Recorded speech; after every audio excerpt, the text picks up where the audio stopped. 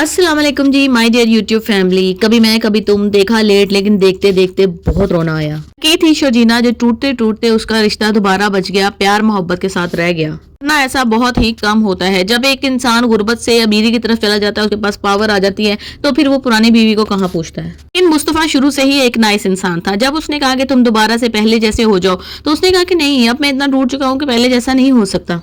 दोनों जब जाकर उसी पुराने घर में मिलते हैं तो सारे गिले शिकवे दूर हो जाते हैं। वहां पे मुस्तफा ने लिखा होता है सारा कुछ कि मैं अपने बच्चे से, ऐसा नहीं है कि मैं उसको नहीं चाहता कि वो बच्चा जिंदगी में आए, लेकिन मैं चाहता हूँ कि मेरे जैसा बच्चा जिंदगी में ना आए, वो कॉन्फिडेंस के साथ जिंदगी में आए, उसको मैं सारी सहूलियात दे सकूँ, सारा अरेंजमेंट कर सकूँ। मैं तो सिर्फ ये चाहता था। फिर वो अपने पेरेंट्स के सामने भी किस तरीके से एक्नॉलेज करता है कि मुझे सिर्फ कॉन्फिडेंस देने वाली शर्जीना थी। आप सब लोगों ने तो मुझे यही कहा कि निकम्मा है, नकारा है, कुछ भी नहीं कर सकता, और मेरे जहन में भी यही आ गया था कि मैं किसके लिए कुछ करूं। सब लोग तो मुझे निकम्मा और नकारा समझते हैं, लेकिन उसी नकारा बच्चे ने बाप का घर उसको वापस किया।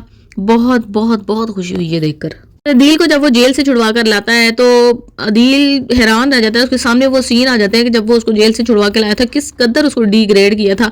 वालिदैन के सामने उसको सर उठाने के काबिल नहीं छोड़ा था, और फिर कहता है कि चलो चलो गाड़ी में बैठो, गाड़ी में बैठ के मैं तुम्हें सारी बातें बताता हूँ। तो वो कहता है मैं तुम्हें गाड़ी में बिठाने नहीं आया, बस तुम्हें वालिदैन के कहने पर छुड़वाया था। अब तुम मेरे साथ या मेरे वालिदैन के साथ तुम्हारा कोई ताल्लुक नहीं है। मतलब ऐसे पढ़े लिखे बंदे का भी क्या फायदा कि जिसको एहसास ही ना हो कि मेरे वालिदैन किस तकलीफ में हैं या किस तकलीफ में रहेंगे। उसको बहुत अच्छे तरीके से पता था कि रुबाब जो है वो तो मुझे मुंह नहीं लगाती, तो मेरे वालिदैन को कहाँ से मुंह लगाएगी, और अगर मैं अपने बूढ़े पेरेंट्स को उसके घर लेके जा रहा हूँ तो उनका क्या हशर होने वाला है।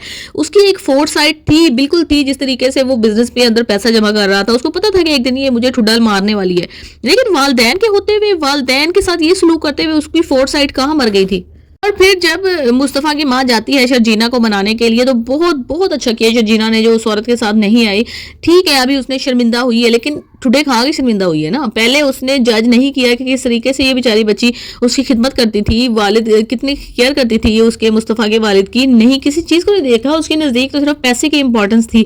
चाहे जूते में दाल बट रही हो, वो लेके वो खा लेगी, लेकिन एहसास नाम की उस औरत के अंदर कोई चीज़ नहीं थी। किस तरह से उसने अपने ही बच्चे पे इल्ज़ाम लगा दिया और ज़रा भी ट्रस्ट ना किया। किसकी खातिर? रुबाब की खातिर। फिर रुबाब ने क्या किया, उसको ठुडे मार के उसने घर से बाहर निकाल दिया कि तुम जैसे जो है ना लालचियों की यही सजा होती है। इसे रुबाब के बारे में या नताशा के बारे में अगले सीन्स एक दो जरूर डालने चाहिए थे कि नताशा को पता चलता कि नताशा अब कैसी लाइफ गुजार रही है। अपने प्यार करने वाले शोहर को धोखा देने के बाद उसका कुछ नहीं दिखाया गया। उसके बाद रुबाब ने जिस तरह से मोहब्बत की, शादी की थी अदील के साथ, कई सालों से वो उसके साथ मोहब्बत करती थी, उसका क्या हाल था, उसके बिजनेस का क्या हाल था, उसकी और उसके वालिद की कोई कन्वर्सेशन नहीं दिखाई गई। उसने कुछ बताया नहीं है, एक्सेप्ट नहीं किया कि हाँ जी आपने बिल्कुल ठीक कहा था। आप जो भी बातें करते थे कि अदील एक लालची इंसान है, वो बिल्कुल ठीक था, और आफ्टर ऑल अदील ने वही करके दिखाया जो कि उसको नहीं करना चाहिए था।